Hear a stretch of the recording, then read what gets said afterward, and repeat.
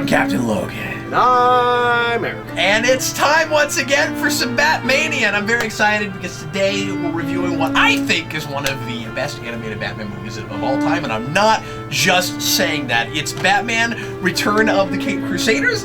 This is the first on the cover. Of well, I think it's one of the best, and I'm not just saying that. Yeah, well, that's something I could say like as a joke or just being facetious or just for me. Obviously, not everyone is going to appreciate this on the level that I do. I don't know if anyone appreciates this on the level that you do. Maybe not, but if you at least can get past campy Batman, this is really well made. No, it is. It's really good. But anyway, so this is the first of two, and thank God we got two of these, especially because the second one is pretty good. Yeah. I don't think it's quite as good as this, but I've seen that one twice, and I saw Two-Face once. I remember thinking Two-Face was... I remember liking Two-Face a little bit better, but thinking it had some story issues that one doesn't have. Yeah, so, and I've not watched it enough yet, maybe to even make that call, but yeah, so anyway. Well, there's the whole thing with Robin. First of that could have been handled a lot better. But anyway, so this is one of two, we'll get there, Adam West animated Batman movies that Adam West voiced just before he passed away, unfortunately, recently, and I've been wanting to talk more about this for a long time. Eric and I reviewed this right after it came out. Spent way too much time on this. It was like an hour long how he felt about because we just had a whole lot to say, or I probably had more to say than Eric did. But anyway, but the Shin Godzilla one I think was also like an hour. Yeah, and that was more you than me, so whatever. But yeah, as a lot of folks know, I'm a big fan of 60s Batman, and I've done a lot of reviews and stuff about that show, and and we got to, and we did, what am I thinking? We did do Batman the movie, the 60s movie at the beginning of this, so I'm sure we'll have some callbacks to that, with a few references and things, because there are some things that are calling back specifically to that movie. Yeah, but what's really nice is not only calling back to that stuff, which is what I think would have happened if that movie came out in 2005. Yeah, if it came out before we had a box set for the series, certainly. So anyway, hope you guys have a copy of this. If not, we'll do our level best to make this enjoyable enough without you being able to watch it, but we certainly, of course, recommend that you do that. Grab your DVD or Blu-ray, however you want to watch it, get it at timestamp 0, past all the menus, and get ready to press play. When I say now, we're going to go ahead and just dive right into it. Here we go. Return of the Caped Crusaders, Adam West and Burt Ward back together again after a bazillion years. This came out in 2016 and was the very next thing after Killing Joke, which we did yesterday, and both of those, this is going to be a weird back-to-back thing, and both of those had theatrical releases for Fathom events, and surprisingly, this one looked better in the theater. I bet. So anyway, here we go. Everybody, please press play right now. Stiff and stilted are not words I would use to describe this. Words I would use to describe our previous This is feature. fun and bouncy and plenty of energy, etc., etc. Oh, I guess this is the first one with our new DC logo. Yeah, well, we finally fixed it. Finally fixed it. Can you believe we're already here? No. No, I can't. I mean, I know we've been making these commentaries over a long period of time, but... Yeah, I'm pretty sure we do the 60s Batman one right after he passes away. So, I'm gonna have a hard time not just being giddy through this whole thing. And I'll have some things to criticize, certainly, but... Some of the voices aren't the best. Right away, yeah, but a lot of them are better than you ever could have conceived. Well, I think we make up for it. The second time I watched this, specifically the Penguin grew on me a little bit. Yeah, me too. I was like, oh no, he's not... He's a good Penguin, but he's too generic. He's not doing a Burgess Meredith. Well, but that's what I thought the first time, but watching it the second time, I was like, no, I kind of see what he's doing. Really? I see a little bit. You thought it was closer to Meredith? There's Clark King. So I love all the appearances and references to villains that don't actually get voices and don't show up in this. And I kind of thought it was just going to be in this intro. And then toward the end of the movie, they all show up, which is really fun. How do you feel about the fact that we're doing all this comic book imagery stuff at the beginning of this, given that it's a throwback to a TV show? That's weird. Is that a little bit weird? Yeah, it's also weird because if you remember the behind-the-scenes thing that they showed in Fathom, I think it's on DVD, they only show panels from the comics. I want an announcer voice? Yeah. I want an announcer voice? Fair. They only show panels from the comics. Yeah. And it almost seems like they're unaware of the TV show the way they're talking about it. Yeah, you remember that? That whole thing. Yeah, no, I know. I was thinking that just as we brought that up, yeah.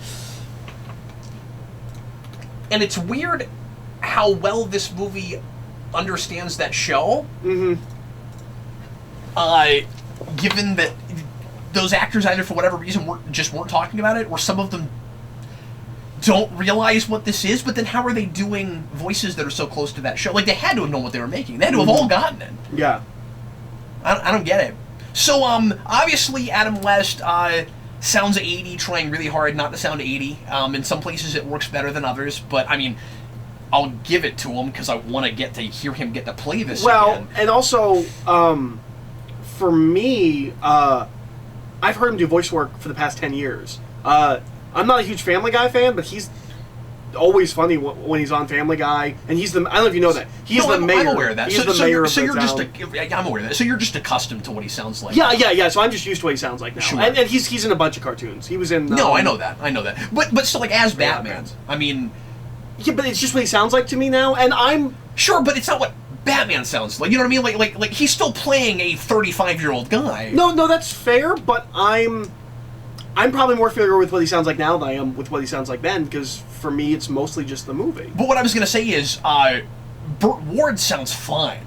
No, Burt Ward sounds like he never sounds grew half up. his age. Yeah. Yep. No, it's really impressive. Yeah, that's working great. But but is it easier to do a young voice than it is to do like 30? Is he, because you just pitch up a little bit for not that that's all there is to it. I don't think he's really pitching up that much. I don't know. I think. Now, to be fair, I mean, obviously Adam West is older than Burt Ward, but I just don't. When you hear Burt Ward talk, he doesn't sound like he's starting to lose some of his vocal time or whatever. Like, because from what you just said, that would imply that Adam West could do that voice better than he could. Like obviously Adam West at his age here is not going to be able to do a 16-year-old kid. Yeah, no, you're right.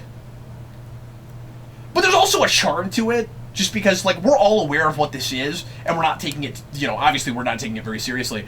But it does not translate to Catwoman. No, it doesn't. That doesn't work at all. We'll talk about that. One thing that, and it's unfortunate, because I love Julie Newmar, but some of it is her age, but more of it is, it's almost like she doesn't get this material.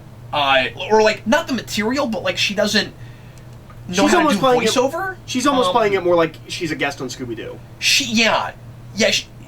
She kind of needs somebody to coach her more in how to do voice work versus being on screen. It just, I don't know if she's ever done voice work before, but it sounds like she just isn't sure how to make it sound real. So, a lot of things that aren't immediately givens before this comes out. We are squarely in the 60s and not trying to update this at all, which I really, really appreciate. All the tropes and trappings are here. I don't feel the need to point out everything as we see it, but I appreciate, like, people being tied up in ribbons. We do that all the time. Should we talk at all about the Aunt Harriet thing? It's the only part of the entire movie that feels postmodern. Yeah. Or not postmodern, that's the wrong... But it's the only thing that feels like it has modern sensibilities, looking back on the old thing and being like... It's too tongue-in-cheek about it? Yeah. In a way that they were not in the 60s, and everything else feels like it's authentic 60s comedy. Yeah. And then I question if this lady at her age... I guess we don't know enough about her, but if this lady at her age in the 60s is, like, okay with that? With those modern sensibilities? That was a question I had. So the idea is Aunt Harriet, and like... kids or whatever aren't going to pick up on this, but it's clearly what they're doing. When you get to the end, they make it really clear that she thinks that Bruce and Dick are homosexual lovers. And then part of the problem too is, even if she was okay with that, Dick Grayson's also like 16, right? Dick Grayson's too young. Like, everything about that, just I don't like it. Yeah.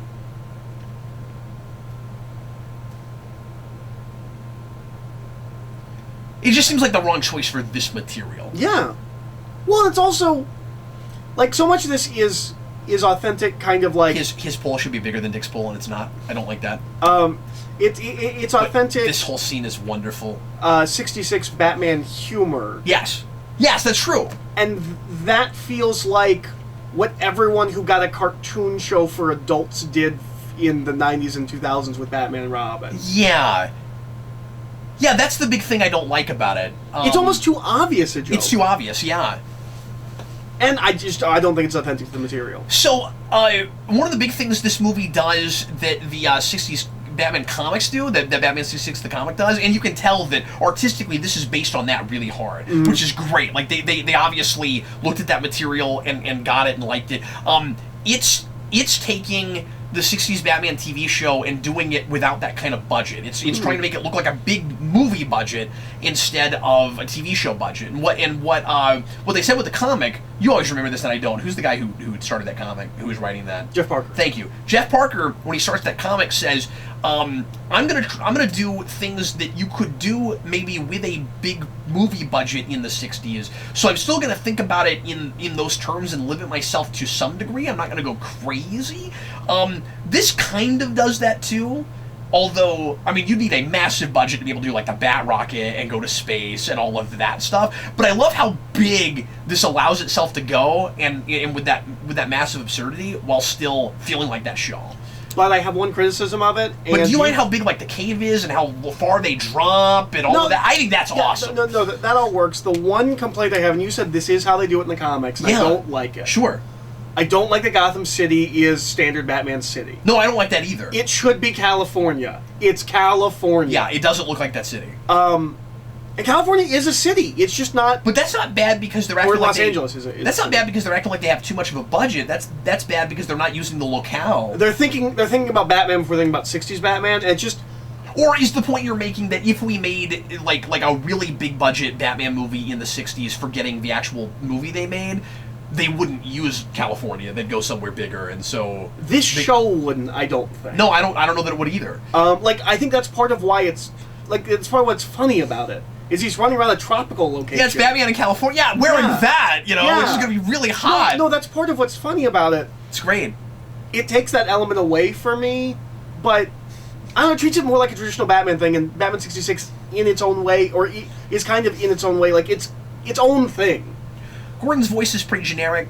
O'Hara sounds fine. So, obviously, we always did this kind of stuff, these kind of PSAs in the 60s show, and this was one of the things they sold it on. This was in the trailers, and we saw this a million times before we saw the movie, and I was immediately like, oh man, they get this material. I was so excited about this movie, partly because of this scene. Because they walk across and they don't jaywalk, and this is in the same kind of league as like the Bat Run, it's that kind of thing. Also, Batman waves to the cars they're passing, and he waves to a car that is not there. Maybe there's somebody over there. We just didn't see them. They're coming. I don't know.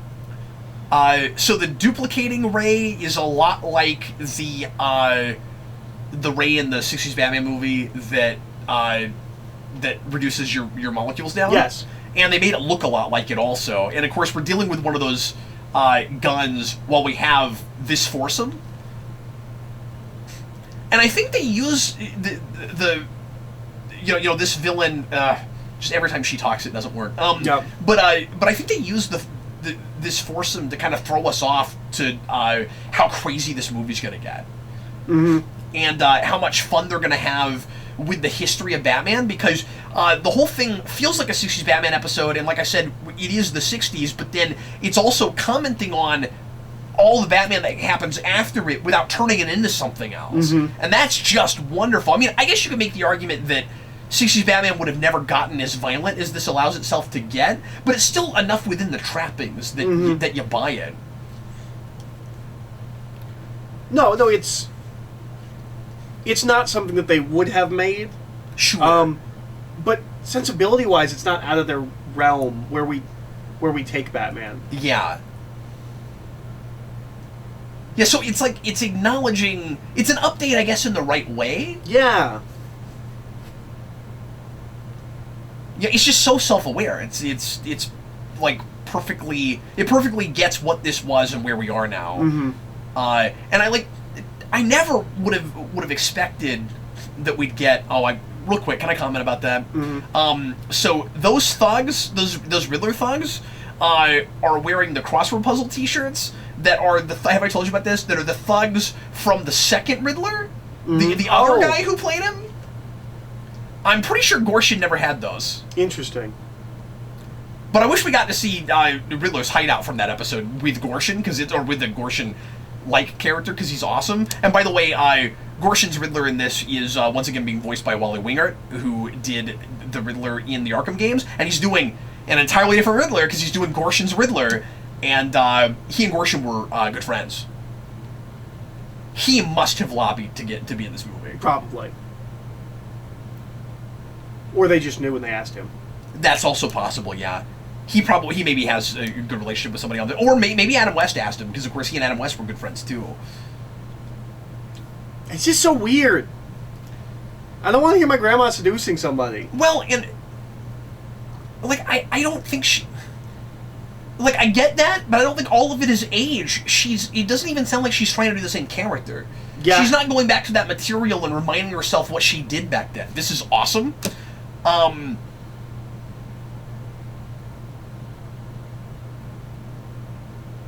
So, Batman just hallucinates and sees the three Catwomen from that show, and I like that we do little nods to that kind of thing, but we don't overdo it. Mm-hmm. Yeah. And they do that with Lee Merriweather in the second one, which is awesome. Yeah. The way they acknowledge that she was a Catwoman without having to come out and make a big there's deal all out those of great, it. It's great. Like it's kind of a joke, and then you're like, okay, so they're gonna pay the. No, they never do. It's just you get it. Yeah. We Yeah, don't, they we do don't, nothing have, we with don't have that. to overdo this. What I like about that, and this is going to be, I will do this in a few places, this is going to be me reading way too far into it. By the way, that Joker mobile is in the show. Does it go up and around? No, but that's them saying, here are some things we would have loved to have done. Yeah. You know, pretty sure it doesn't do that. But anyway, so this should be a toy that shoots balls at the front. That would be awesome. But anyway, with the three Catwoman thing, I always imagine at least Eartha Kitt's Catwoman is a different person. I said this in the 60s. Yeah, you movie said you when we talked picture her about like a that jungle too. cat. Yeah, and that like it's someone else calling herself Catwoman, but it's not the same woman. Mm-hmm. I like the idea that Batman is seeing three because there are three in his world. Mm. I just like to imagine maybe that's what's going on.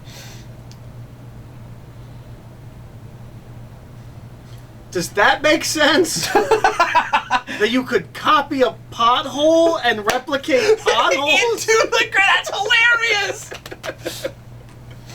There's the Bazooka.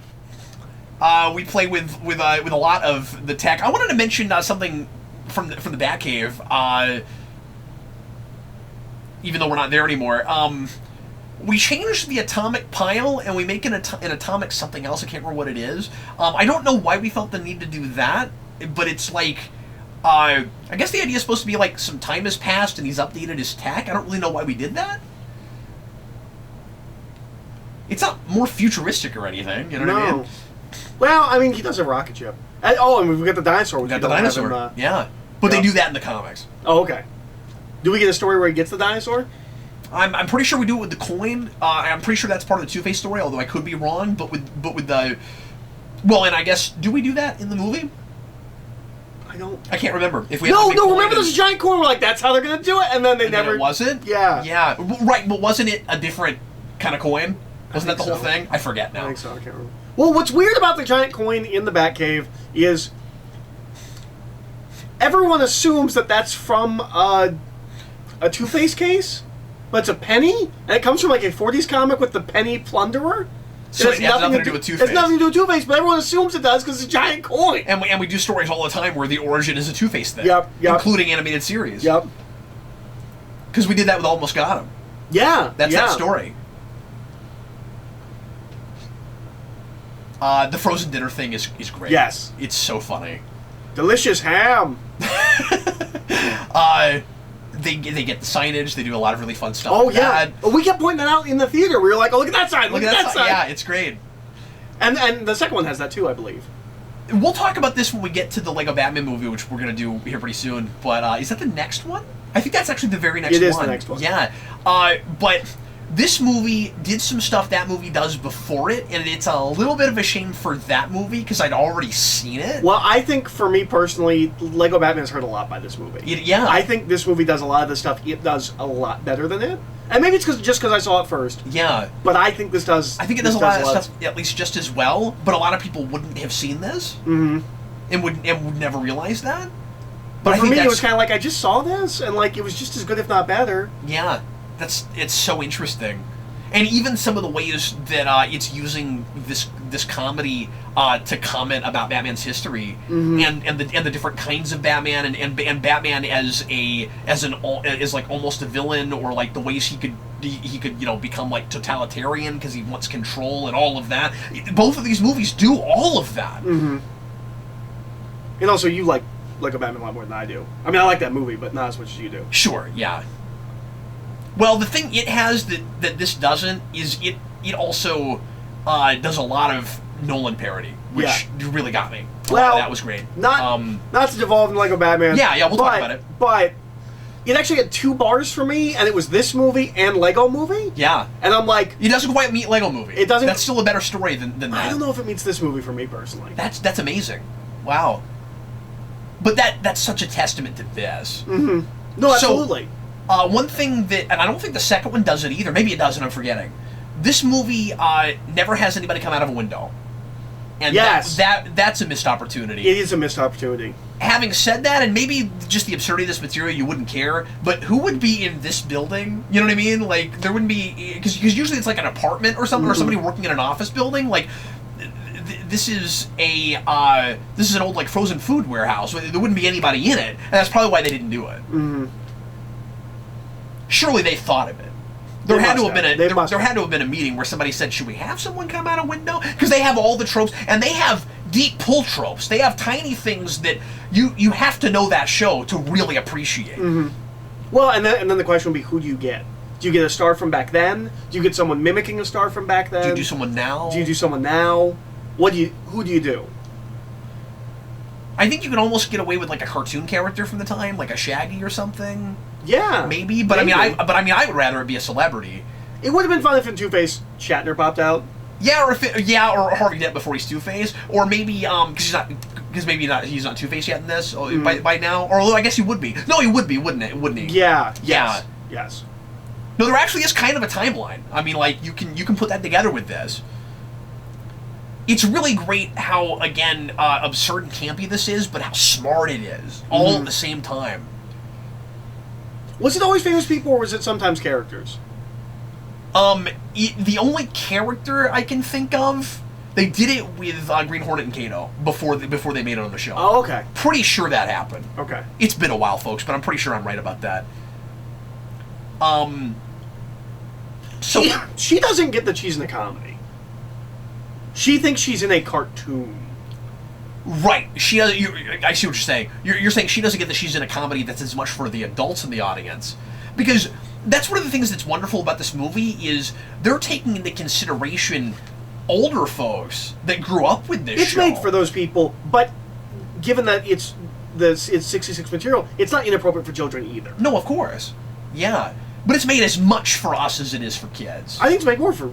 I think it's made for my parents. Yeah, this is for my parents. This is made for fans of that show, but content-wise, because it's based on that show, kids can also watch it too. And I'll say this too: this movie is surprisingly universal as long as you're not already anti-campy Batman. But if you walk in and you know it's a parody, maybe some people even who didn't love '60s Batman could appreciate it just because we're so past that ruining your adult Batman and your serious Batman now. There is not one person I've shown this to who didn't just love it, and I keep showing this to people.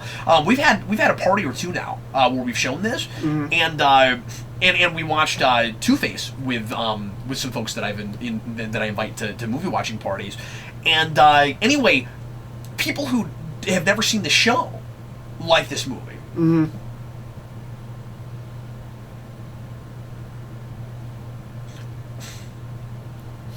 So this is actually and this is actually a thing that surprisingly pays off really well, where like you don't realize there's anything going on here, and they got me with this. It's a little bit more complex than I think the '60s show would do. Oh, absolutely, yeah.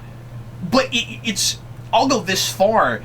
In some ways, it's what a sequel to the '60s to the '66 movie might have been in figuring out how to do that formula in a feature-length version. Because remember, we both said we like that movie, but it's a little padded. There's not enough going on. And I had that complaint with this movie too. In the kind of second ending, I don't need the villains to come back at the end of this movie.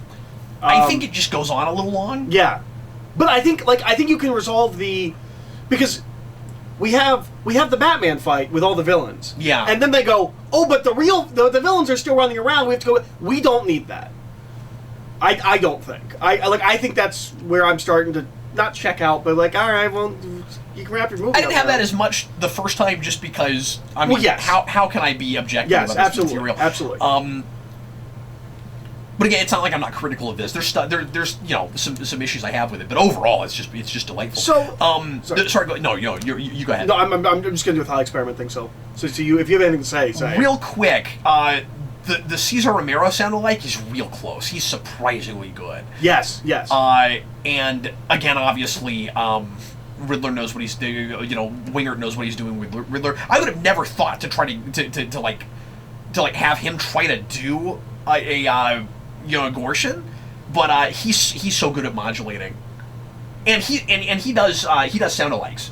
Like he does a lot of celebrity sound-alikes. Oh, when they can't get the celebrity, they go to Wally Wingert and some other people. This is genius. Yeah, it's wonderful. That he's going to use the lemon tart to get out of his restraints. Go ahead.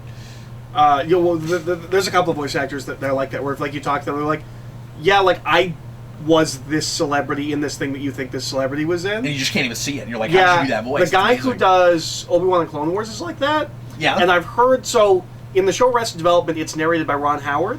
Sometimes Ron Howard couldn't be there, and it's him. Just doing a Ron Howard, and no one could tell. I watched that entire show twice, and I never noticed, like, Ron Howard sounds different in this scene. So what was your thought experiment? Okay, so this is very much almost a sequel to Batman the movie. Yeah, sure. If they'd made Batman they never the use a movie, closed circuit TV though. I wish they'd call something that. If they made Belgravia is a thing in the show. Sorry, go ahead. Batman the movie 2. Yeah. In the 60s, do you think we would have kept the same villains? The same, big four? No, I don't. And they do it here because it's throwback and because people are used to that being the big four. Well, and those are the ones they want to movie's give villains. Yes, but those were also the characters in the show that you saw most often. Mm-hmm.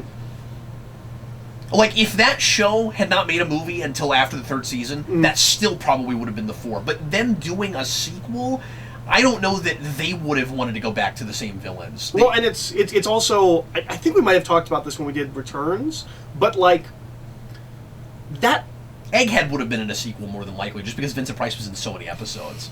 But anyway, sorry. But that is like the big four permeate the subconscious of society. Like people that don't care about Batman. Did you hear that sting? Yeah. There's. I wish more of this soundtrack was more like that show, but that is that sting that. They did that all the time when you had like villains sneaking around and stuff. Sorry, I didn't notice it until just now. That was awesome. But like that permeated pop culture in that it's those are the four villains everyone knows. Those are the big four. And those are the four villains that rotate in like speculation. Yes. Like, oh, who's going to be the villain? For the mainstream public, the villain of Dark Knight Rises had to be Catwoman, Riddler, or Penguin. That's right. Those are the big three you kept hearing thrown out. And one of them was there. Yeah, it's true. It's true. Not as a villain, but for a minute, but she's there. Yeah. But yeah, those are the four everyone knows. I think at this point you could probably throw Two-Face in there, maybe Mr. Freeze, but. So this movie does a great job, for me anyway, first time out, of making me suspicious of Batman, but not totally sure that something has happened to him where he's turned, all the way up until he fires Alfred, and then even after that, I'm still not 100% sure what's going on. It's impressive. Like, there's actually kind of, as goofy as this movie is, there's kind of an intriguing mystery about it. And there's also a great payoff for getting rid of Alfred. And the duplicate Ray thing is really smart, too, because my first thought is he's a different Batman and the real one is somewhere else. And he's not. They're going to use them both. Something has happened to him from something Catwoman did to him. But then he's going to just start duplicating himself, which is one of the most genius things I've ever seen in a parody, I think. I don't want to overstate this, but I really think it's that good. Well, and it's also... oh, that's important. Dutch Angle. Yes. He's bad now. I never thought of that. Yeah, of course. Also, you've always talked about, and I was gonna say you're the only person I've ever heard say this, but Culture also of dependence. yes, Yeah. But I don't know a lot of people that like this show. But that's a big thing that you got when you binge through it was like there was an intentional culture of dependence on Batman because this movie gets that. Yeah. Yeah. And they made a whole movie about it. Like they Yeah. take that to its furthest possible extreme. Yeah. It's like, well, the police and nearly everyone else is incompetent, and so the thing he should be near the Chief O'Hara. The thing we realize about Batman, he's pretty mean to Chief O'Hara. He hates Chief O'Hara. It's great. The thing that Batman would be most irritated about that might come out if all of his inhibitions were taken away from him is, why do I have to do everybody's job for them? And so fine, if that's what you want, I'll just give it to you. This feels pretty authentic for like what I think they would do for a montage if they had infinite budget. I think you're right. This montage drags a little. It's a little too long. It's true. But I don't know why we're doing this as much as we are, where we just keep looking at them in a blank black. Like I don't know what that's about. But I like the like under the sea they're looking and like that. Oh, it's great, and we get to see all the vehicles, Yeah. and again it gives it a sense of scope. Why did they change the design of the Batcopter? It's Did not they? bad, but it's stripped down real hard. Okay. Yeah, I'll show you what the original Batcopter looks like. I mean, it's an iconic thing, and I mean everybody with that movie loved what the helicopter looked like. I don't know why you would change it. And the car is spot on. Mm-hmm. Like, why did they play with that? I don't understand. I think even the boat is pretty close. It's just the copter. And do they get on the motorcycles in this? I don't know. Maybe when there's a bunch of Batmans running around. But yeah, that's what it looks like. It doesn't have the like lattice work in the back of the And it's more red than that one is. That one was like all black. Yeah. So I guess they were just trying to make it look sleeker and stuff, but I don't know why they're messing with it. Mm. I don't mean to be too much of a purist, but they're not. I don't know why that specifically. They're not doing that with. But I also don't know why they changed the cave. But that was a different kind of choice. Is Belgravia the pilot? Yes, it is. You remember that? Yeah. Wow. Well do. done. Nice work. Yeah. Because you remember that like ethically ambiguous voice with the guy that looked vaguely Russian. Yes. Like, I'm Belgravia. Yeah. Wow. That's cool. But it doesn't have that problem of they just watched the pilot. No. Like, it's cool they went back to that. They show. pulled something from the pilot, but they know this show.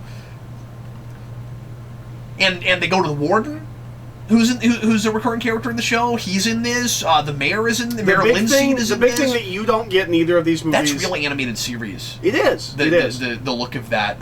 Well, like Justice League. It looks almost like yes, the Justice League Watchtower. The Watchtower. Yeah.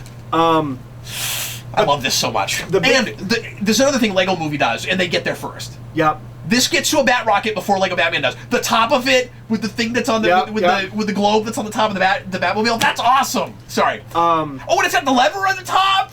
That's so great. The big thing that you don't get in either of these is the Batman pickup crew. You never get the parachute pickup crew.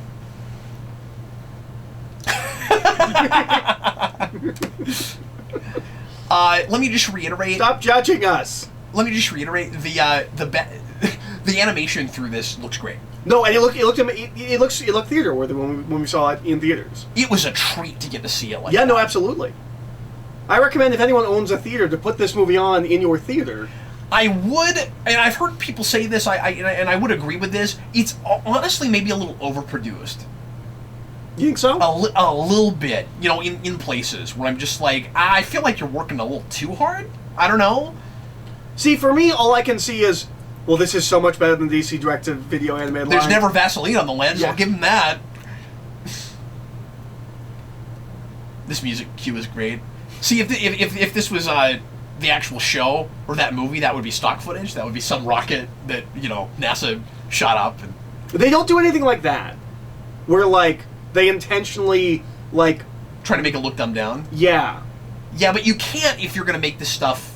If you're going to go to space and stuff, unless you wanted to try to animate it to look like a cheap production. Yeah. I'm glad they didn't go. Yeah, there. we don't do that in this. But I feel like we might have thought to do this if the comics hadn't come out, but we still made this movie. Mm-hmm. The comics don't do that. Mm-hmm. Now the early issues of that do this pop art, like Art Deco thing. Yeah, with that's all red, right? Like dot matrix stuff. Yeah, with all red, and that looks really good. But I am kind of glad we got away from it. And we do a lot of different styles in that. It doesn't all look the same. There's a lot of artists that work on that book. I'd like to go back through that because I've never read it. I mean, it's. There is a continuity to that book. It would not be a thing you would necessarily binge read, although I'm sure it would binge better than the TV show does. But I haven't read those since I read them as they were coming out. I missed that series a lot. Are they still doing minis, or is that over? Think? Was Wonder Woman the last one? Wonder Woman was the last one I saw. Now Wonder Woman is supposed to cross with something else. I forget what. I can't remember. Because that Wonder Woman one sounded great. It was amazing. Yeah, they did their version of Dark Knight Returns in the middle of it.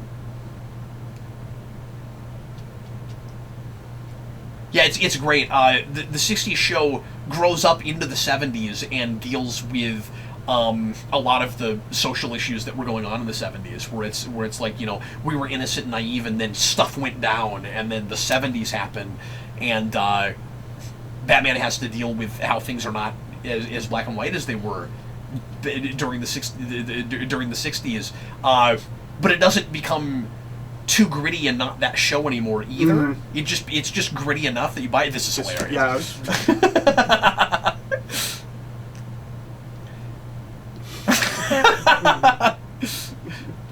I like that as Batman is turning bad, he's still Batman. Like, he's still constantly talking about over-reliance of technology, mm-hmm. and about responsibility, and he's constantly preaching a sermon, which I think goes a long way to help us still be confused as to what's going on. Mm-hmm. And I think it's important because he still acts like himself until he doesn't. Yeah, exactly. Like, it's important to have this whole, but it's like an act he's putting on to some degree. Well, mm-hmm. no, it's not totally an act. Like it's what he believes in, but he's going to force everyone to be to like not be just like him, but live in a world that's all the way he wants the world. I've kind of viewed it as I want that action figure. Almost like the serum hasn't completely taken hold yet, and so it kind of comes up in moments of like intense emotion. So like he is himself, and then like if he gets angry about something, it heightens that until it completely takes hold of him. See, that's not how I see it as much. I saw it more as, but I love that we can talk about it on this level. That's amazing. I saw it a lot more as his inhibitions are more or less gone, but he still has the same ethics and the same principles, and so he's so used to doing things the way he's always done them that it's a gradual burn before he starts doing all the crazy stuff. It doesn't take us very long before he pulls out the brass knuckles and he starts hitting guys. Now, I don't know if he invented those, if he like made those just after he was at police headquarters, or if he's just always had those around, because that's a horrifying thought. But if you go back and watch the pilot, the earlier episodes of that show were a little bit more about, at least this was in the background, the idea that anybody that would put on a suit like Batman and was as eccentric as him, being as rich as he was, is somewhat out of touch and maybe a little bit scary. You can't totally trust him.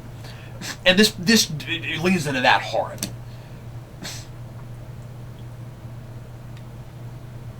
You plan it. Their puns are pretty good? Yeah. And all the TV dinner puns are great. Yes. We didn't talk about those, but those are all hilarious. So this is going to be the big sequence that I don't think they could have made in the 60s. No, of course not. The anti-gravity... Oh, I see what you're saying. We have that... I thought you meant the violent thing. No. No, we have the anti-gravity thing in 2001, but that was like really state. Like, I don't think they would have been able to do this unless they were like a huge budget done it on movie. wires, but it wouldn't look this good. Yeah.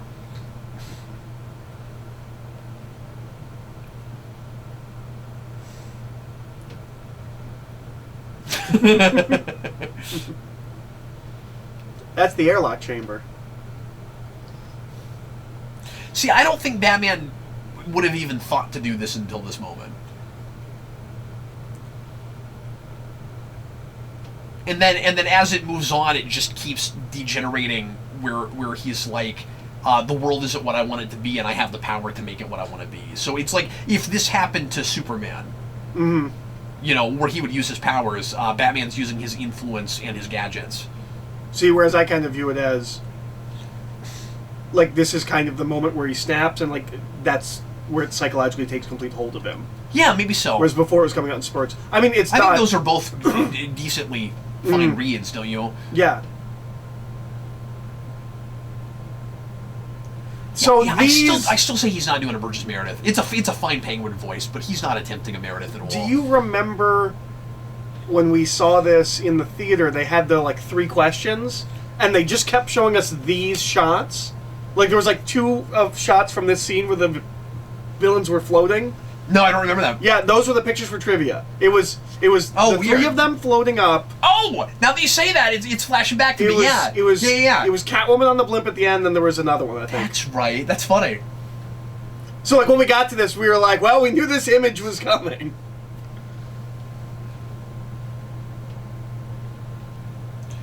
I'm not sure we even knew they were floating up in that context of the pictures. So yeah, this was wild in the theater. Yeah. And I was just losing my mind at how far this allowed itself to go. And then Yeah. you want to get nuts. And again, then Lego Movie comes in and does that line like in the first 5 minutes. Mm-hmm.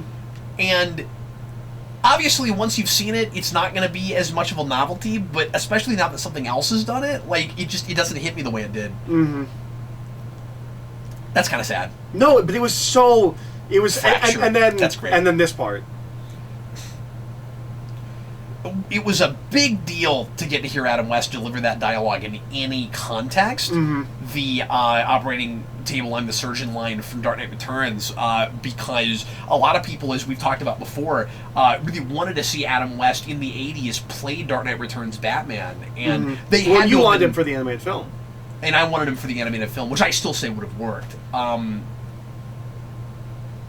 Because he would have played it real different. Yeah. Real differently. Now, when I say he sounds like an 80-year-old guy trying to sound like himself again, that's not saying anything about his performance. No, no, it's a wonderful performance. Obviously, Adam West still gets Batman and is having no difficulty whatsoever translating that from what he did live action to animation. And he's done a lot of animation now. Yeah. And so he's used to doing voiceovers. But yeah, in the theater when he did the You Want to Get Nuts, like, we just lost it, and then he did the It's an Operating Table and I'm the Surgeon. We were all over each other. Yeah. Like we were just freaking out. It was great. The other 2 people in the theater were not as excited. That's right. They were not. We probably made fools out of ourselves a little bit. Well, and I was wearing a 60s Batman suit at the time. I thought about putting it on for this, but maybe I'll put it on for Two-Face. Batwalk. I forgot about that. They just hitchhikes. Is that not illegal yet? I don't know when hitchhiking becomes illegal. No, I don't think so.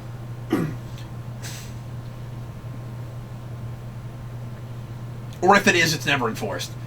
Because you hear about all kinds of people that were hitchhiking cross-country, especially during this period. Yeah, I mean, that's hippie era. You hear a lot of people from that era that are like, I hitchhike cross-country to go to Woodstock or whatever. You hear that kind of thing all the time. Or just a concert. Some kind of concert, yeah. Va-va-voom. That's a thing we said in the 60s show.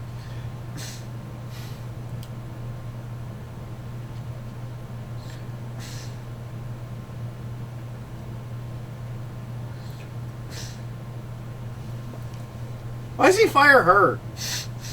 From being his aunt. I was gonna say, I don't think he can really do that. He can kick her out of the house. Well, that's true. And he kicks Dick out. Yeah. I don't know where she goes when he kicks Dick out. I never thought of that. You'd think you'd have to kick them out together, right? Yeah. Now, do we buy, or should we even read this far into it? Do we buy that Dick waits as long as he does to have this conversation? We're like, you think it'd be on the rocket ship back, right? He'd be like, I'm not sure about fracture. It's on the rocket ship back, right? That's where you have the conversation on the awkward ride home. Uh-huh. Or maybe it's just really awkward. It's like, look, I told you, we were outside of Gotham jurisdiction.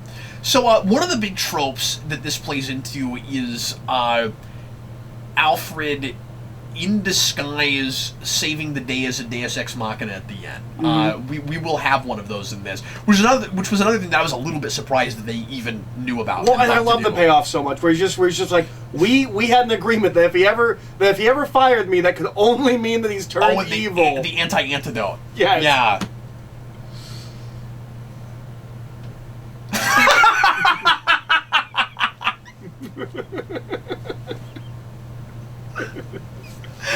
We talked about this with the live action movie, but one of my favorite things with this show is Chief O'Hara is a complete bumbling idiot and stands in the way of justice, and Batman secretly hates him. I've got to show you the episode where they have to team up together, because Batman is just like cringing the whole time having to work with Chief O'Hara. It's wonderful, and he's sitting here like bumbling and fumbling and can't come up with what he wants to say. And then Gordon says, "Say no more." It's such a good... how difficult police work can be. It's such a good line. This movie is so good at comedic timing, but it's also really good at story beat timing. We could have gotten to Batman using the duplicate ray way faster. It's really smart to wait as long as we do. No, because we it don't feels expect like this to get as big and crazy as it does. Because what we both, I think, felt while we were watching it was like this is a big send up of this. Franklin Wilson High School is what it is. Oh, nice. In the show. This is a big send up of like the show, and I think you said afterwards you're like, and I was completely fine with it being that, and then it turns. Yeah. And it's a huge twist. And it's a huge twist even after the crazy thing Batman pulls on the space station. And thank God they didn't put any of it in the trailers. Yeah, they could have told us way too much. Yeah. Oh, and aren't we about to get that thing where he goes, "Oh, Batman just ran off and we don't know where he went"? That's not like Batman at all. I think so.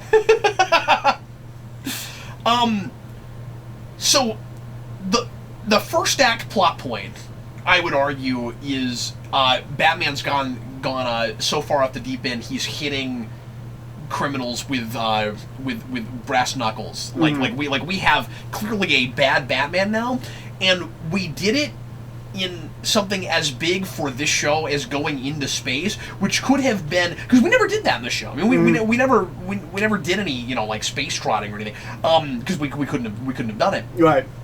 So that could have, if we tackled this differently, that could have been your big action set piece for your third act for a movie like this. And so in putting it in your first, at the end of your first act, we're like, I have no idea where this is going. Okay. This could go anywhere now. So here's what's weird. He makes them take off their uniforms because they're not. He has shamrocks on his underwear. Did you see that? I did not. So I'm sorry. What is it? He makes them take off their clothes. He makes them take off their uniforms because they're not fit to wear them. Commissioner Gordon's not wearing a uniform; he's just wearing a suit. but he's not fit to wear that suit because now Batman's good, because that is his uniform. That's what he always wears. Batman says Bagora.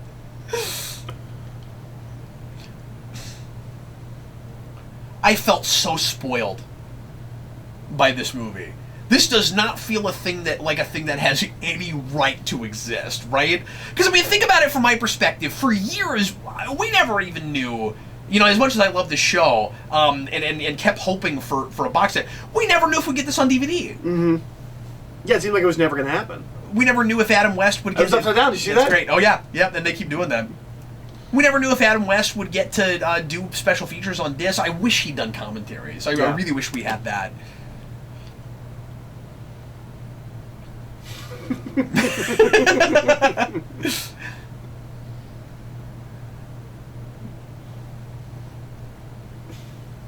Hey, wait! Simple versus Dozier. That's really cool. Good catch. Thanks for noticing that. I didn't even pick up on that, because the first thing I almost said was, "That's not a thing, is it?" And they're like, "No, it's not. It's Simple and Dozier. They made this show." Oh, boosh. Really cool that we got a Dozier name drop. We're still picking up on stuff. Yeah. Because you didn't notice that before, did you? No, I never noticed that before this. Here it comes. Here it comes. Here comes the crazy hot rod Batmobile. That's great, and it's slender because he doesn't need anybody else in his car, and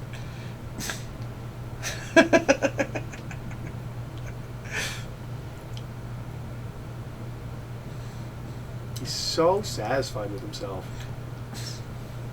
Yeah, where is Aunt Harriet? I guess she just is still living at the manor, and She's probably crying. she's just crying.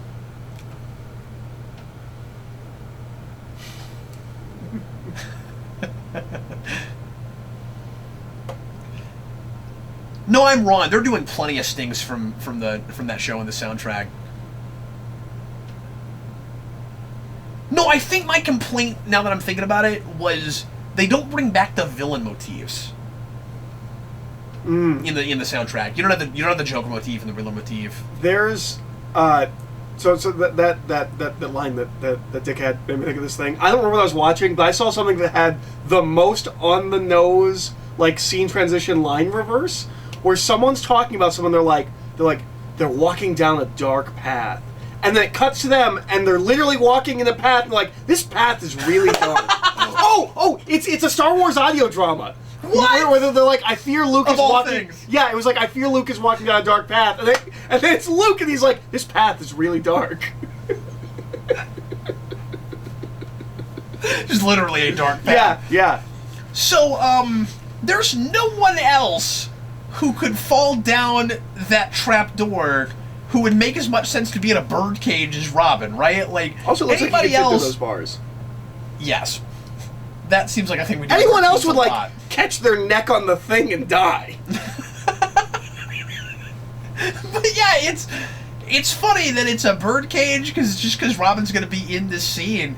But is this the only time she's ever used that trap door?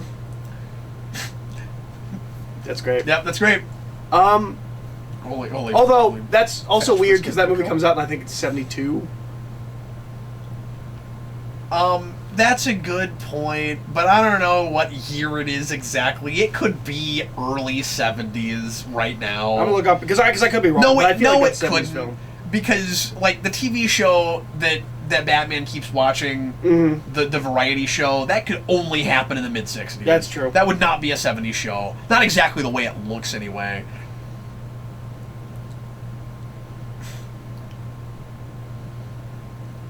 Does this Catmobile exist in the show? I think so, yeah. Or one real similar to it.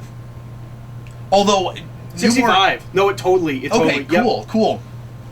Although Newmar doesn't have it, I think is that the car Eartha Kitt has, or one real similar to it? No, that's a little different because I think that's a convertible. For those that don't know what we're talking about. Wait, is this convertible? No, this is not a convertible. Well, maybe the top comes down. I don't know. Before there's a reference to a film called Faster Pussycat Kill Kill, which I believe is Mayos' favorite film of all time. It's definitely up there for him. Yeah. Yeah. But yeah, he says "Holy Faster Pussycat Kill Kill," and I thought that was a 70s film. I'm completely wrong. It's 65, so it's before the show even starts. No, I don't think that car shows up in the show. But it looks like it's based on a couple of things that were in early comics. The one I was thinking of, that which is a long, slender one that Eartha Kitt has with the Joker, and actually, Eartha Kitt, Catwoman, and Joker have a really cool chemistry. That's a great team up. But it looks like this, and it's hilarious. Oh, that's cool. Yeah. It has a tail and giant ears and everything.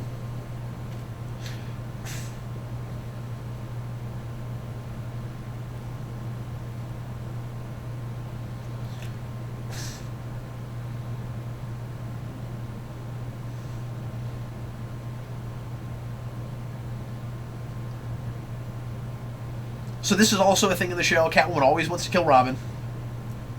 She's always suggesting it. Batman's like, no, we can't do that.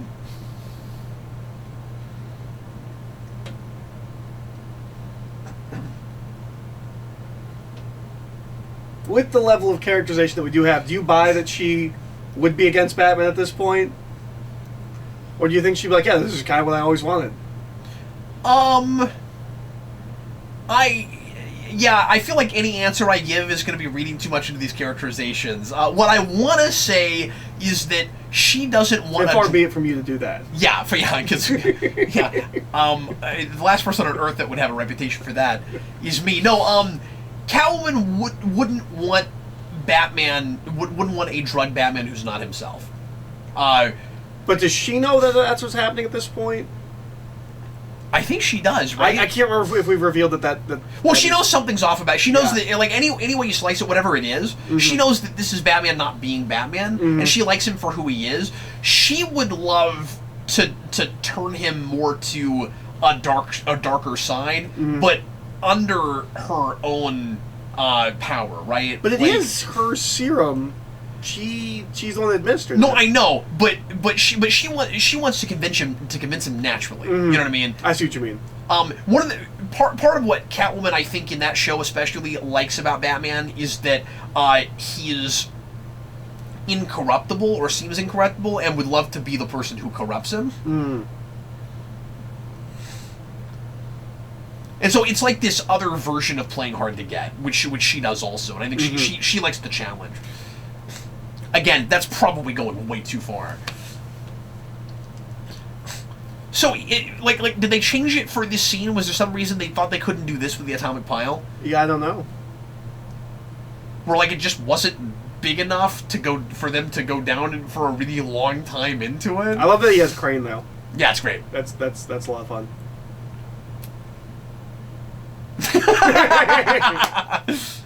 Part of the timing thing that works really well with this movie is when we're zoomed in on something and we pop out real fast and we reveal something. They use that device a lot,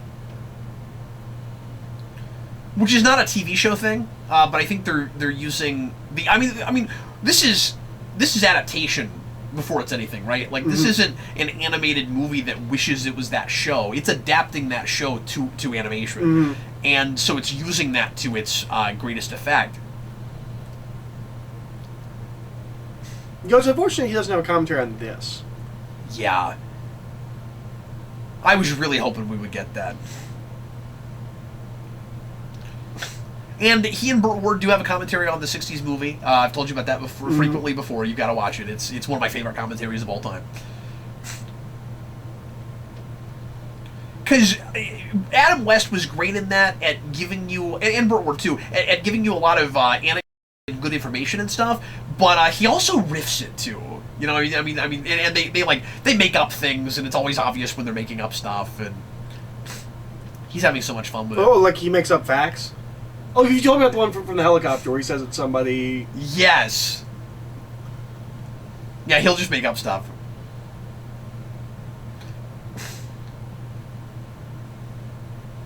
Sometimes, and that's exactly the way they would do that on the show, sometimes when they'll pick up a gadget and tell you about it, it's like they're doing a commercial for it. It's like they're selling it. Anti-isotope spray. Then, of course, we're going to get an anti-antidote, or an anti-antidote.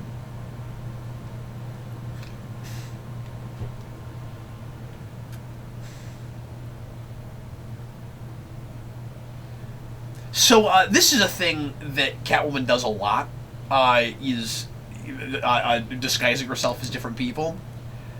And now her voice fits. What's that? And now her voice fits. And Newmar did it too. I mean, like I always think of Merryweather as more of the like master of disguise Catwoman, but Newmar did it too. So the thing I really like about this scene is I'm not right away realizing right away that some of these characters are supposed to be villains from that show, and then real quickly I'm like, oh wait, that's Sandman and that's Bookworm, and yeah, it's really cool. King. And then you'll see them all. Is that Shame? That's Shame, and then that is the Archer, or does he have a longer name? I can't remember. There's an Archer guy. I can't remember his name right now. Wholesome Magazines. Is it Emerald Archer? I can't even remember now. I know it's not the Angry Archer, because that's Transformers animated.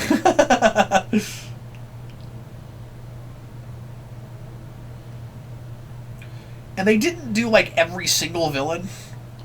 You know, there are a few strays here and there. Mm-hmm. Yeah, I think it is just the Archer. He's real generic. I don't love his episode. I think Black Widow, or is it Black Widow? I think it's Black Widow. I think she's in this. I think we see her toward the end. Oh, that is Louis the Lilac. I was about to say Louis the Lilac's not in this. No, he is.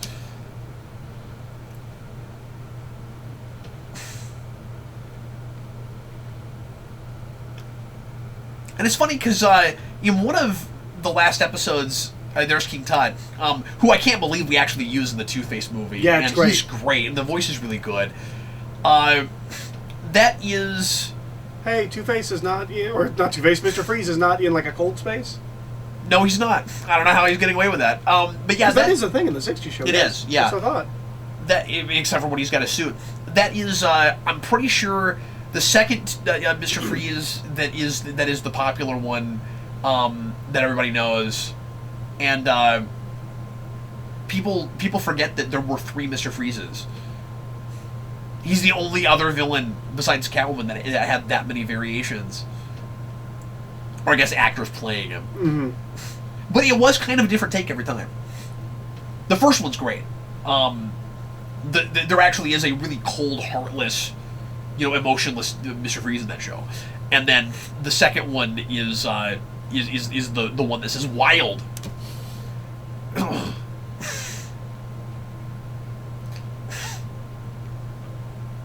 I love this.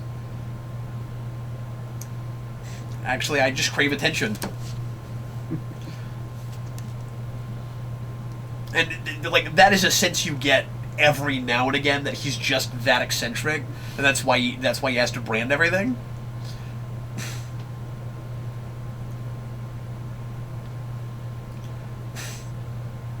Yeah, this is a really cool take on it would be so easy for Batman to turn into a villain without going to his origin at all, without making this about his parents' deaths at all, which is what makes it authentic to this show. Yes, the show does bring that up like twice as just the initial impetus for him putting on the costume and fighting crime. That's Beatles but reference. After that, it just becomes a civic duty thing. And that's False Face. With the comics making the Clayface? Yes, the comics turned him into Clayface, which I thought was just genius. Is this going too far in reality, in this universe? I don't know, but it's really funny. I don't have an opinion on that. I just think it's funny. I wonder if that's a little too far in universe. And I also think this is a really fun commentary on the I'm Batman thing.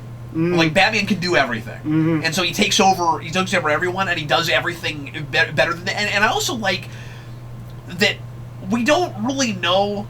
We don't go into each of the fields. Like, is Batman a good baker? Well, is Catwoman's Batman actually fighting here. Yeah. Doesn't she traditionally just stand off to the side? And throughout the rest of this, that's what we've had her do, yeah. It's just so serious, she actually has to get involved. I didn't remember that. But I like that we kind of make it ambiguous, like... Pox. Is Batman actually good at everything, or is he just so confident you kind of buy that he is? It's like that thing in the movie where he's like, I swear I saw that out of the corner of my eye. I'm like, you made that up. That was all luck. You did not know you were going to land in the foam rubber. You did not know that was going to happen. If memory serves, because we've only watched it once, doesn't the... I forgot about her. I can't remember her name right away. Doesn't the Two-Face movie bring in a couple of post-60s villains? Or does it not do that? Maybe it doesn't go there. Think so. No, I guess it doesn't. I was trying to remember. But if they did a third one, it should have been the Bane. Oh, the Bane. Yeah, that would have been great. Or their Harley Quinn, because I like their Harley Quinn a lot. It would have been cool to do a movie that just showcased like recent stuff, where the idea was it's still 60s Batman, but we're only doing recent villains. Mm-hmm.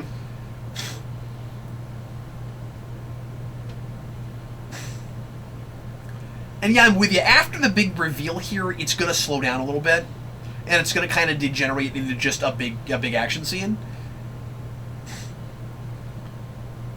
And it's fun. Well, and the payoff for Alfred is in this scene. Like, This It's is the the end of the climax episode. of your movie. Well, and it feels like the end of an episode. Okay, Batman. that is another thing that this does before Lego Movie does it. Lego Movie also does Batman.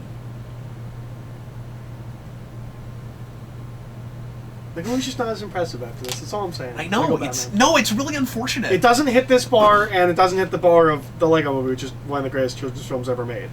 And like, why? Which is a high bar. I'll give it. It's a high bar, but. And I don't know why. Okay, I don't know. Maybe you can explain my own psychology to me. Watch this. This is awesome because that is exactly how Adam West would have played it. Where like he's getting his act together. I wish he was animated a little bit more theatrically to do more Adam West mannerisms. Every now and again they give us something like that, and I'm like, oh, that's just what he would have done. What a labor of love this is. But why is it that I feel like I would be less disappointed going the other way? That if Lego Movie had come out first, because it's all about just release dates, right? Like if that had come out first and then I saw this, this is the low production it could. That's what it is. You that wouldn't have been like, oh, unfortunately, movie. the Lego Movie did it first. Like, I think just in the, but then I wonder if some of the ways this does it are actually just a little bit more clever. I think they are. I think this is. I like this better than Lego Batman movie. Isn't that crazy? You never would have thought that. No. And you're not a huge fan of this material. No. Even. I've seen the movie. I've seen the couple episodes you've shown me. I've seen a couple of stuff when I was a kid. Yeah. I mean, I like 60s Batman. It's just I've never delved into it.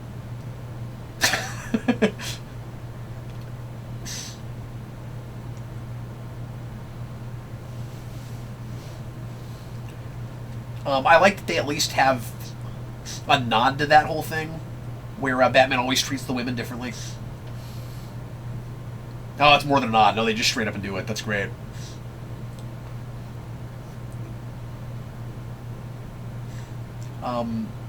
The women are always just unfortunate victims of circumstance. When you said you were never really sure if that was sexism of the time or if that was intentionally playing at that, And like making fun of it, yeah. I still can't tell you. I know that it's more. It's that here before it is in original series Star Trek. Obviously, like that's just embracing that. yeah.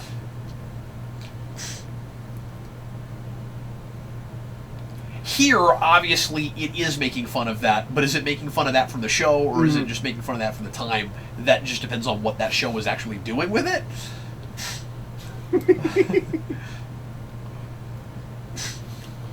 But see, I mean, that's possible. You know, anything can happen in this universe. Yep. You know, there might be some evil mind control, and then he needs an anti-antidote.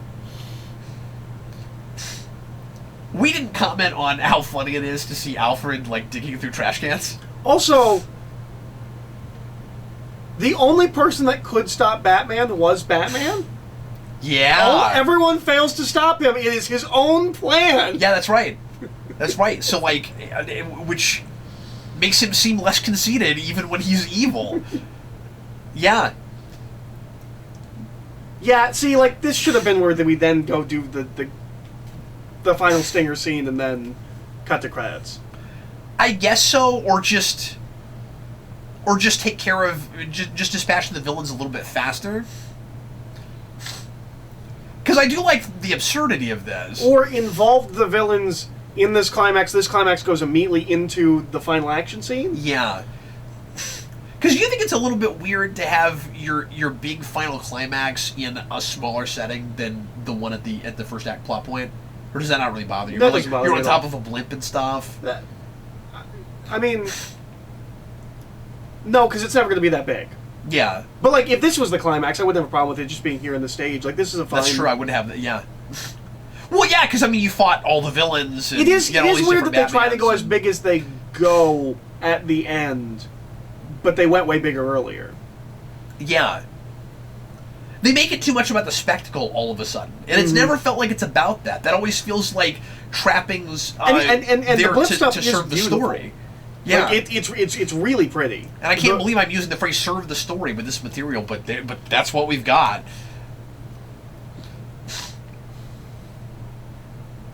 He's going to keep that souped-up Batmobile. I wish that's what he was driving around the Two-Face one. Yeah, I don't remember if there's anything he does with that at the end, or... But yeah, the problem with just ending it there is, well, they had to have had a larger plan with the duplicate Ray. Yeah. I don't need that. Nah, that's fair. They didn't get to do whatever their larger plan was. Yeah, but on the other hand, I do think it's fun that at the end of the day, the whole thing started with just another let's go steal stuff plot, because that's all we ever had in that show for the most part. Like, the Zodiac crimes, the big epic three-parter, is still just Joker stealing something different every day that goes along with the theme of the signs of the Zodiac. That's the one with the giant clam. That's the one that blows my mind the first time I see it, because I don't realize that at that point that they ever did three-parters. They did 2 3-parters. They did that one and the one where Penguin makes a movie. And you get to the end of the second part and you think the episode's going to end, and it's another death trap, and I'm like...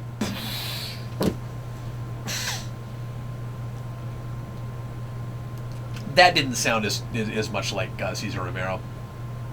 Wait. You went a little bit too far down in your register. When that aired, wouldn't that have offset the timing of the show? I have no idea how they did that. They must have just had an extra night where they played it instead of something else. Or they were only going to get one episode the following week. Oh, and they had the whirly bat. I'm sorry, what? I said, or they were only going to get one episode the following week because it was like, a break time or something like that. This does feel like something that if they could have done, they would have done. The whirly bats. Because that's a perfect Batman answer to the flying umbrellas.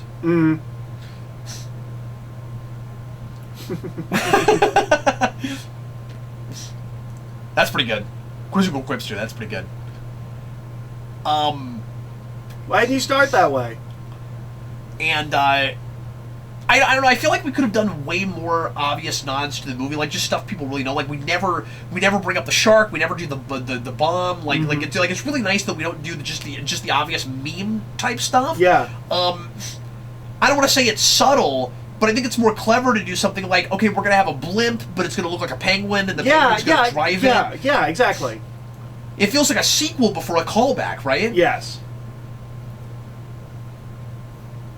Yeah, you wouldn't want them to be in the Penguin boat again, the Penguin sub again. Yeah. And I guess it happening on the top of the blimp is kind of like being on top of the boat. I didn't think of that. Yeah, you could read this more as a sequel to that than I realized. At least in the organization of scenes to some degree and the way it ends. Well, and also that the duplicate ray is like the D-molecule ray, and yeah. Look, it's lit so beautifully. It's so pretty. This is the kind of stuff that we need in Killing Joke. Yeah. It's ridiculous! Yep. Ah. No, this is such a labor of love. And so even though we don't need this scene, there's a lot of great about it. Yeah, no, absolutely. No, it's a beautiful scene. See, she's not fighting. Yeah. Was she fighting the other Batmans just because they're not real people? Maybe. They're duplicates? Maybe that's why? Or just it's so serious now, I don't know. Why even bring her if she wasn't going to fight? What's she adding to this? Well, no, she had to help them find where they were. Okay. I think.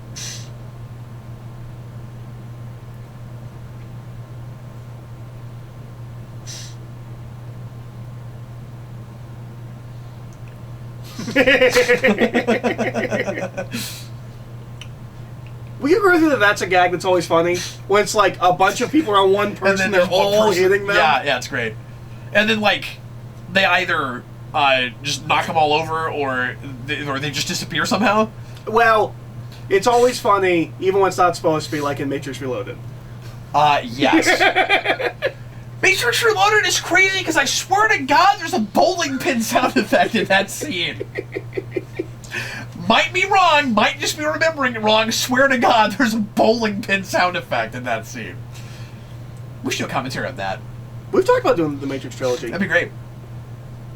I'm not saying that's a good movie, but I love watching it. I don't know why. Reloaded. Matrix is great. If we did those, we'd want to throw Animatrix in there too, I would think. But yeah, sure. If we're gonna commentaries all of them, Matrix Mania Mini. Yeah. It's just like 4 Mini Matrix Mania. Mini. We can get away with that title. That sounds good. Sure. See if anyone cares about that.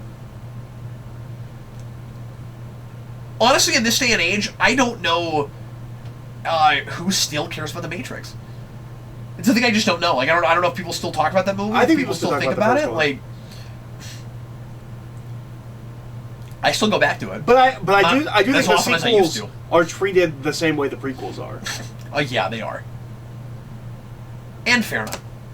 Which I don't like Reloaded, but it's better than that. It's way better than Revolutions too. Yeah, Revolutions is a huge step down. Yeah. This doesn't all work for me.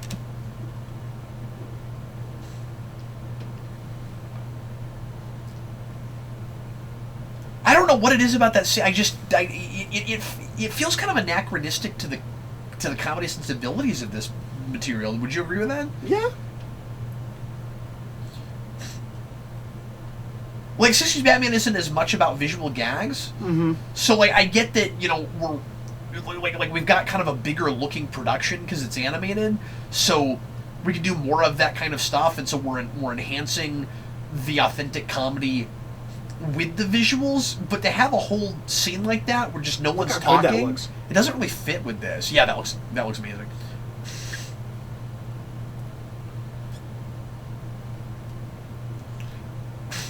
I think like the purple tint and things like that is part of why I said it's overproduced.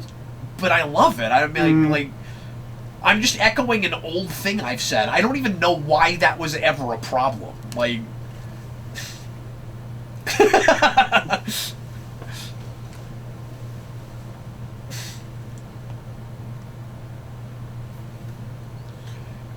now I don't know how much of like Catwoman and Batman wanting to be together in the '60s show is like the beginning of her as an anti-hero before she's a villain.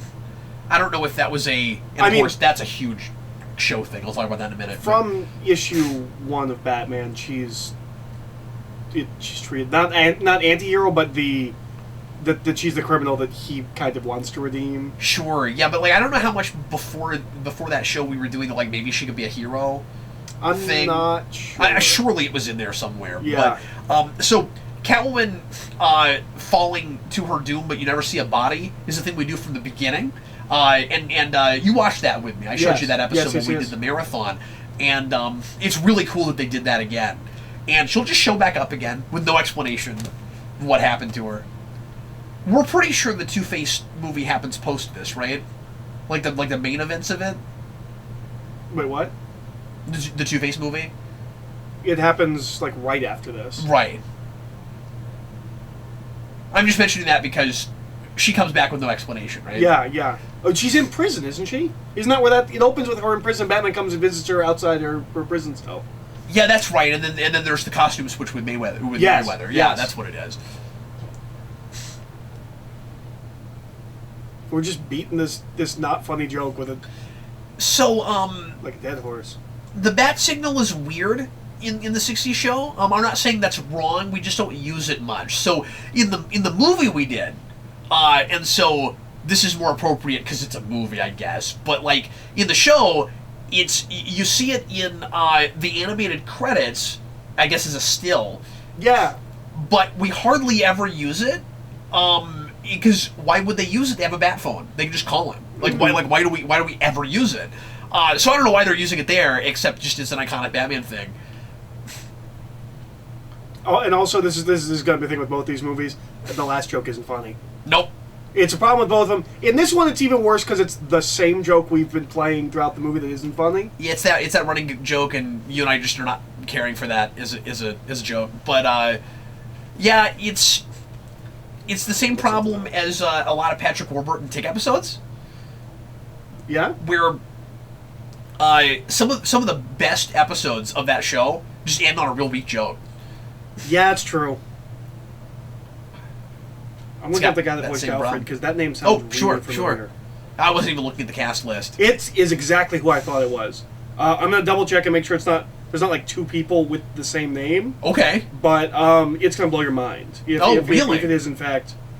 who I think it is. I thought he was decent. Nope, it must not be him. Unless... It's not like a perfect sound-alike, but it's close enough. I wish they could have gotten closer with Gordon.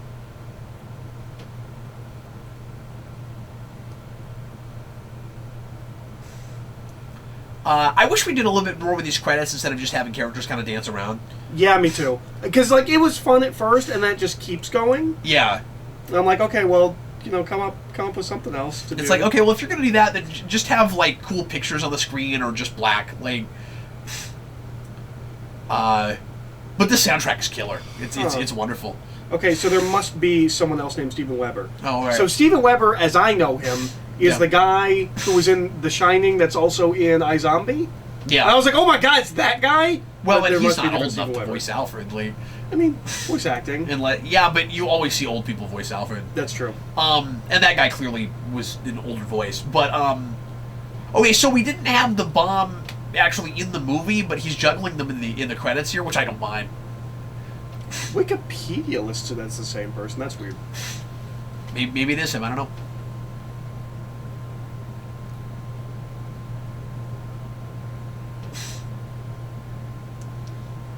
Apparently, after the success of this, they considered making a...